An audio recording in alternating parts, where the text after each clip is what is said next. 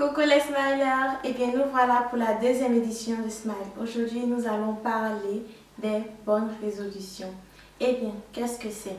Les bonnes résolutions sont une coutume que plusieurs personnes ont et qui consiste à prendre un ou plusieurs engagements envers soi-même afin d'améliorer un comportement, une habitude ou même son mode de vie dans l'année qui suivra. Mais il y a une question que nous nous posons à chaque fois que nous prenons une bonne résolution. C'est quels sont les taux de chance que cela puisse réussir? Eh bien, une étude a été faite en 2007 prouvant qu'en 88% des bonnes résolutions que nous prenons échouent. Vous voyez, c'est quand même beaucoup comme chiffre, mais je vous assure que cette vidéo n'est pas là pour pouvoir vous décourager à ne pas prendre de résolution cette année. Au contraire, je fais cette vidéo pour pouvoir vous aider à maximiser les taux de succès. Pour cela, je vais vous proposer quelques conseils que, bien sûr, vous pouvez les suivre ou non. Le premier conseil que je peux vous donner, c'est faire un bilan.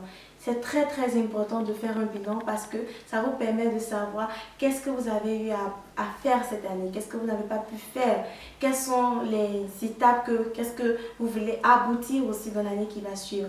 C'est très important de faire un bilan. Et comme deuxième conseil, c'est d'identifier ce que vous voulez changer dans votre vie. C'est pour dire au fait que ces deux conseils au fait se combinent. Vous ne pouvez pas faire un conseil et laisser l'autre. Quand vous faites un bilan, identifiez en même temps ce que vous voulez changer et ce qui sera aussi votre bonne résolution de cette année. Troisième conseil, c'est de savoir, de ne pas prendre au moins une résolution qui ne vous apportera rien. C'est vraiment très important parce qu'il y a des personnes qui prennent des résolutions qui ne va rien leur donner, mais qui décident alors de les faire ou décident alors de les écrire dans leur liste. Je prends un exemple.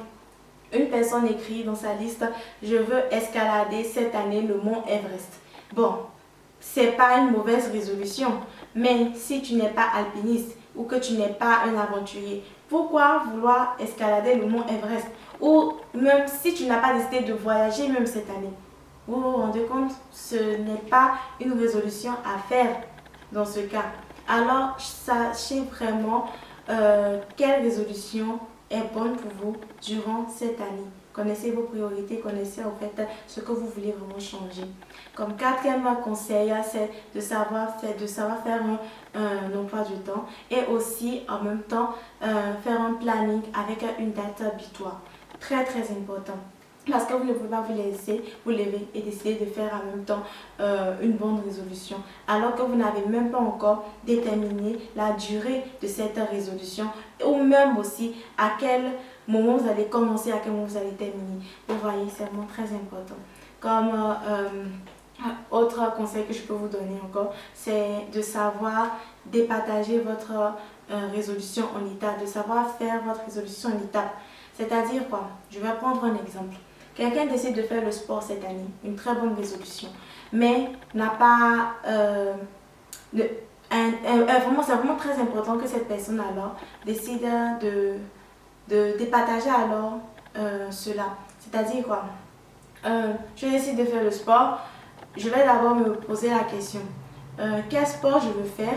Deuxième question, est-ce qu'il y a un club de fitness ou même juste un club pour pouvoir exercer ce sport dans mon alentour? Troisième question, est-ce que j'ai des proches qui pratiquent aussi ce sport? Tout ça, ce sont des questions, ce sont des étapes que vous allez pouvoir suivre et aussi vous repérer aussi dans votre marche, dans votre réalisation, la réalisation de votre bonne résolution. Comme autre étape encore, il y a le fait d'en parler à ses proches, c'est-à-dire la famille, les amis. D'autres vont se dire que, mais quand on parle souvent à la famille ou quand on parle à nos proches, au lieu que ça puisse nous motiver, ça fait que nous ne réalisons pas nos projets. Eh bien, vous avez en quelque sorte raison parce que cela dépend vraiment avec qui vous parlez de vos projets. Si vous décidez de parler avec une personne qui est totalement pessimiste, jusqu'à ce que son pessimisme puisse influencer votre choix, bon, je crois que ça ne vaut pas la peine. Mais le but, c'est d'en parler à des personnes qui vous soutiendront, vous voyez. C'est pas des personnes qui vont être là, vous allez juste en parler et puis c'est fini, ou bien qui vont être là juste en train justement de vous critiquer. Ce n'est pas ça le but, mais c'est plutôt trouver une motivation, trouver un peu de soutien, même dans vos entourages. Donc, c'est un peu ça. Et l'avant-dernier conseil que je vais donner, c'est quoi? C'est travailler votre volonté.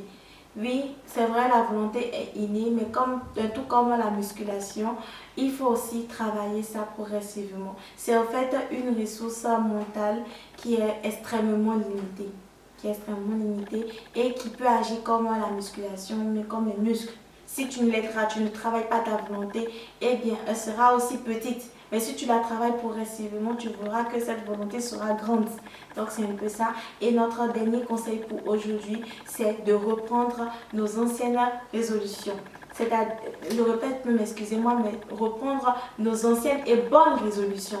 Je précise sur le fait de bonnes résolutions parce que on peut avoir eu à faire une liste l'année passée il y avait peut-être 10 résolutions, mais nous nous rendons compte que parmi ces 10 résolutions, seulement que 5 résolutions passent avec nous-mêmes, passent aussi avec nos comportements, passent aussi avec notre emploi du temps, passent aussi avec nous-mêmes. Bon, donc c'est vraiment très important de le faire et aussi de ne pas abandonner aussi cela. Avant de terminer, je veux d'abord rappeler un truc que je n'ai pas pu dire dès le départ. C'est que les bonnes résolutions, les engagements que nous prenons en fait, ce n'est pas seulement que pour nous-mêmes, mais aussi les engagements envers les autres. C'est-à-dire quoi?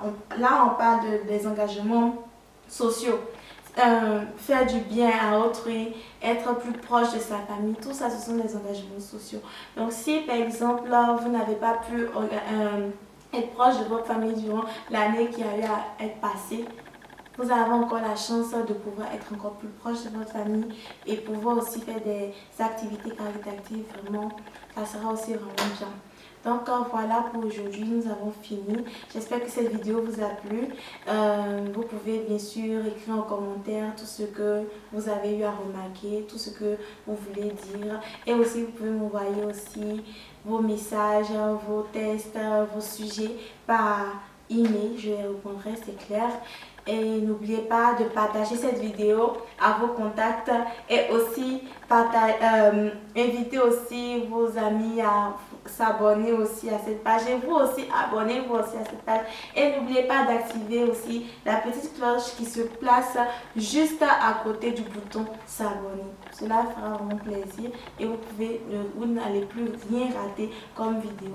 Alors je vous souhaite une excellente journée, une excellente soirée à vous tous et aussi que Dieu vous bénisse. Bisous.